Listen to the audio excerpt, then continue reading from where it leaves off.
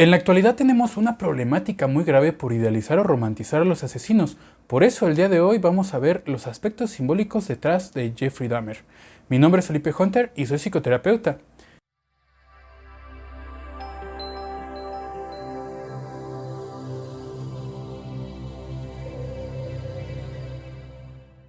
Bienvenidos a este su canal favorito donde estamos apasionados por la salud mental, por la psicología, por la mente humana y sobre todo por el psicoanálisis. Si tú también eres un apasionado de estos temas, te invito a que te suscribas al canal de una vez. Y bueno, tengo dos avisos que darles. El primero de ellos es muy importante debido a que el pasado lunes me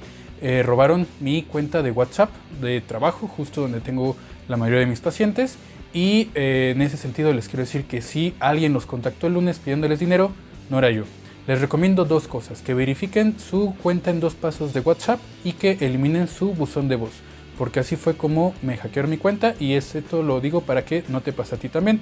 En segundo lugar, le quiero dar un gran abrazo a Graciela, que es una gran amiga panameña también que conocí aquí en México y que también fui a visitar en esa ocasión que les platiqué la semana pasada con referencia al sismo del 19 de septiembre de 2017, pues a ella también la fui a visitar por allá y no la mencioné el video pasado. Me siento muy apenado por ello y te mando un fuerte abrazo, Graciela, y también te quiero mucho, ¿vale? Bueno, ahora sí vamos a analizar los aspectos simbólicos de Jeffrey Dahmer y en ese sentido les quiero decir que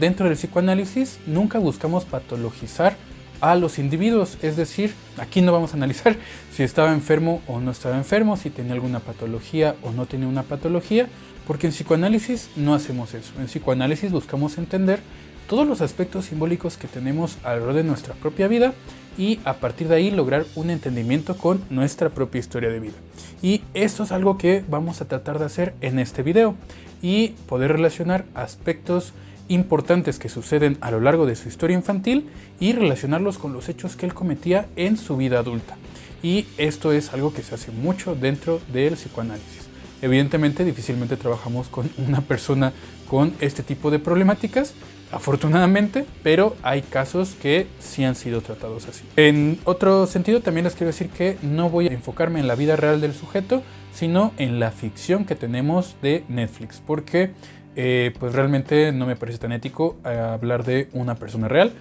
aunque esta ya no esté viva. Sin embargo,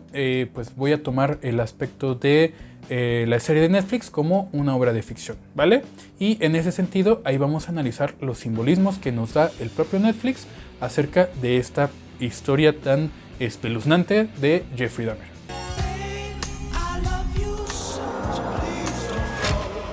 En ese sentido vamos a ver que la vida infantil, todas las vivencias que tiene con sus dos padres, van a tener un factor muy importante a la hora de cometer los crímenes que en su vida adulta empezó a cometer. Y esto no responsabiliza directamente a los padres, pero sí responde a todas esas vivencias que él tuvo con esos padres de su vida infantil que, como todos los individuos, llegamos a internalizar y a partir de ahí empezamos a desarrollar nuestra propia historia de vida adulta, ¿vale? En ese sentido, pues la responsabilidad de los asesinatos directamente llevan a esta persona, a Jeffrey Dahmer, y no directamente a los padres, aunque por supuesto que influyen en la educación de este hijo y en esas vivencias para desarrollar todo lo que pasó posteriormente.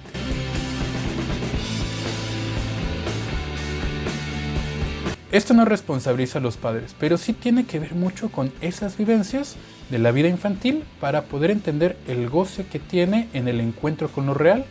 el encuentro con la muerte, el encuentro con la pérdida de la vida. Y en ese caso vamos a entender cómo va a ocupar el cuchillo de la misma manera que su madre utilizaba para enfrentar a ese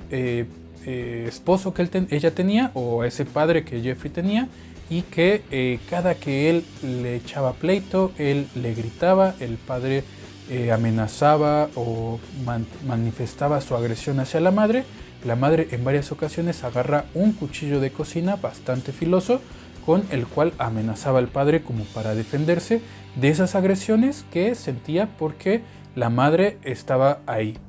Y posteriormente a esto, Jeffrey Dahmer en la vida adulta también empieza a ocupar el cuchillo como de esa misma manera que la madre. Y esto es un momento muy especial porque aquí nos da a entender cómo lo que él estaba buscando con ese cuchillo o con esos crímenes era enfrentar a ese padre amenazante, ese padre agresivo, y quizá acercarse a él, pero no acercarse al padre real porque ese ya se había perdido, es decir, se había perdido porque él había crecido y ya no era el mismo, sino a ese padre simbólico internalizado que él pues verdaderamente internalizó a lo largo de esta propia vida infantil. En esos primeros 5 o 6 años que tuvo todas estas situaciones repetidas de las discusiones de sus padres, ese padre agresivo que él veía discutir con su madre y esa madre también agresiva que se defendía con el cuchillo, son las cuestiones que él internaliza y que en el futuro, frente a los casos donde él asesinaba, pues ocupaba ese cuchillo como en ese acercamiento a esta figura simbólica. Y bueno, algo que va a ser muy importante en la vida de cualquier desarrollo de la vida infantil de una persona es el encuentro con la madre, el encuentro con la primera figura de amor, y en este caso no encontramos ese encuentro, encontramos un completo desencuentro en donde desde la gestación la madre es incapaz de sostenerse a sí misma en el mundo y ocupa infinidad de pastillas para poder mantener cierta cordura. Y entre estas situaciones, pues por supuesto que no le importaba nada estar gestando un hijo. Y desde ahí se ve el poco sostenimiento que la madre le da al infante desde la gestación, y por supuesto cuando nace no lo amamanta, no lo cuida, no está con él, no lo sostiene ni física, ni simbólica, ni realmente. Entonces, en ese sentido, ahí vamos a tener una gran problemática para el desarrollo de ese niño que posteriormente tiene problemas sobre todo de adaptación en esa infancia, sobre todo al principio de esa infancia, y que pues se siente abandonado desde ese momento, tanto por su madre que nunca estuvo presente y por ese padre que era quien lo reconocía, quien lo sostenía desde su mirada, desde ese acompañamiento, pero cada que tenía que salir de casa para ir a trabajar, lo arrojaba y lo abandonaba al vacío de su propia madre. Y en ese sentido, él no quería ser abandonado, cuestión que también es muy importante, por lo que cometía sus crímenes posteriormente. ¡Es mi venganza, Spanky! Como ya les dije, esta cuestión de ser abandonado fue algo que también acompañó y motivó todos esos crímenes, porque era justamente en el momento que ellos se iban que él sentía ese miedo, esa dificultad, ese no querer ser abandonado que sentía cada situación por su padre cuando se iba, como les dije. Sin embargo, esa situación que se vivió en la infancia se fue repitiendo a lo largo de la vida y de una manera real. Primero lo fantaseaba en ese miedo a ser abandonado, pero ya va al punto en el cual padres se divorcian, que el padre tiene que salir de esa casa porque se queda la madre con la custodia de Jeffrey, y ahí vive un abandono real que vuelve ominosa su fantasía, y por lo tanto ahí tenemos un primer despliegue de una situación que ya lo viene atormentando. Y posteriormente la madre en esa adolescencia también abandona a Jeffrey de forma real, lo cual hace que esa fantasía de ser abandonado cobra mayor fuerza. Y es ahí donde comete ese primer asesinato, justo cuando este sujeto que iba a llevar a un concierto le dice que ya se tiene que ir y que lo iba a dejar. En ese momento es cuando le pega y lo deja inconsciente y posteriormente lo mata.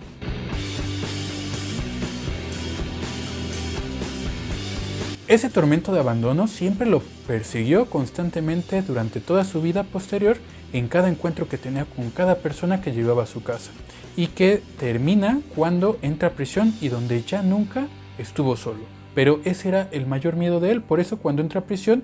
ya se ve como una persona bastante más tranquila y bastante más ecuánime, porque ya no se siente abandonado, ya se siente siempre acompañado por alguien. Ahora bien, el asesinato, el crimen, lo que él hacía al quitarle la vida a las personas, lo conecta directamente con el padre, constantemente y de diferentes formas. Una, pues ya vimos que esta cuestión del miedo a ser abandonado, pero también es que el padre, cuando lo acompañaba, cuando lo sostenía, siempre lo hacía pues llevándolo a analizar los cuerpos de animales muertos, de cosas inertes, cosas que perdieron la vida, y eso era una actividad que lo conectaba con su papá y que lo hacía de forma constante, y es por eso que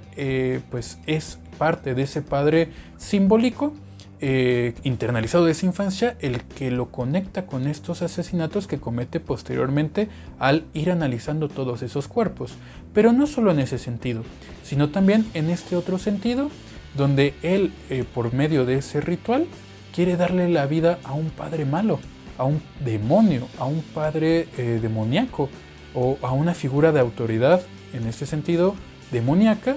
que quiere que regrese. ¿No sería ese el padre agresivo que él veía en esa infancia, que amenazaba constantemente a su madre o que atormentaba directamente a su madre? ¿No sería esa figura demoníaca a la que quería darle un cuerpo por medio de todos estos restos en estos mismos rituales, como para que regrese con él a acompañarlo? Pues sí, esto es algo que pasa con muchas personas. El miedo o lo que busca siempre una persona en cierto adulto no es cometer asesinatos, sino el retorno de esas figuras de la infancia, de alguna u otra manera.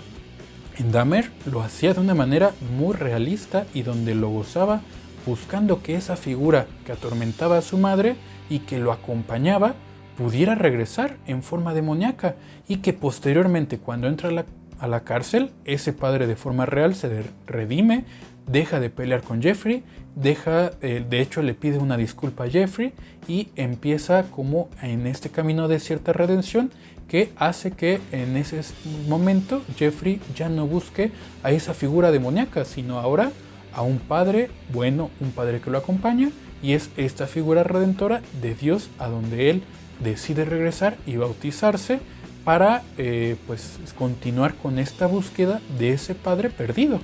Y esto es algo que se puede ver de forma muy simbólica en él.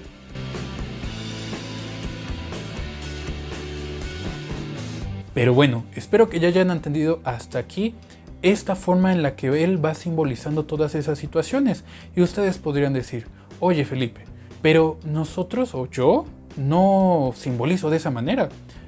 Yo no voy a simbolizar todas estas fracturas de la figura de mi padre matando a otros o cometiendo estos crímenes. Ahí hay una gran diferencia entre él y yo, y posiblemente, o estoy casi seguro, que tienes toda la razón. A pesar de que todos llegamos a simbolizar estas situaciones, lo hacemos de diferentes maneras dependiendo de nuestra propia personalidad. En ese sentido, vamos a entender que Jeffrey tenía un esquema de personalidad muy diferente a los que vivimos dentro de sociedades de una manera socialmente aceptable. Y aquí es donde vamos a entender tres principales estructuras de personalidad que tenemos en la sociedad: la neurótica, la perversa y la psicótica. En la neurótica vamos a entender que se divide en otras tres, que es neurosis obsesiva, neurosis histérica, neurosis fóbica, que es donde todas las personas que vivimos dentro de una sociedad habitualmente es donde estamos. También hay esta otra estructura de personalidad perversa y esta otra estructura de personalidad psicótica. Dentro de estos esquemas vamos a entender que quizá Dahmer estaba más cercano a la estructura de personalidad perversa que a una neurótica, que a una psicótica. Y ahorita les voy a explicar por qué.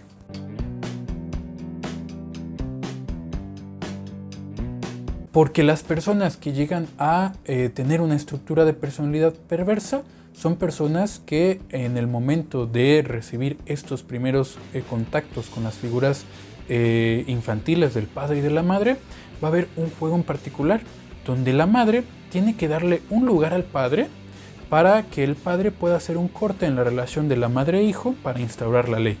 Sin embargo, si la madre no le da un lugar al padre para instaurar la ley y se burla de él o simplemente no lo reconoce o lo vuelve como a un lado, esto va a generar que el hijo vea esa figura de autoridad como absurda, como esa figura del padre como algo que no tiene un lugar, y por lo tanto la ley no se puede instaurar.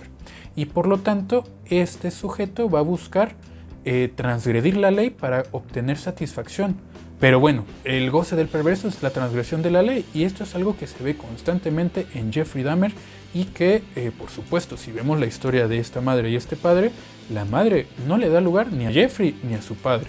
y por lo tanto no le da lugar a que en ese vínculo con el hijo el padre tenga un momento, un lugar para hacer ese corte en la relación y instaurar la ley. Más bien lo que hace es burlarse o alejarlo o no darle un lugar, y por lo tanto Jeffrey empieza a desarrollar este esquema de personalidad perverso que lo lleva a cometer o a simbolizar todas estas situaciones siempre en la transgresión de la ley, en la transgresión de esta figura de autoridad que se representa tanto en la policía como en la autoridad, como en el padre real, como en todos los lugares que él está presentando, siempre desafiando, siempre como en la escuela, siempre buscando crear pues ese goce en la transgresión de los límites y de las normas sociales. Y bueno, viendo a esta personalidad como alguien que busca simplemente transgredir la ley para obtener goce, no me parece algo que debamos romantizar ni idealizar. Pero bueno, muchos de ustedes me pidieron este video, así que decidí hacer este video de Jeffrey Dahmer. Espero que les haya gustado. Recuerden que quien trabaja con su salud mental vive mejor y se atreve a enfrentar sus deseos, y que aquí van a ver otros videos que pueden ver, otras listas de reproducción, y que pues como siempre nos vemos en el siguiente video, y suscríbete al canal, dale like a este video y hasta la siguiente.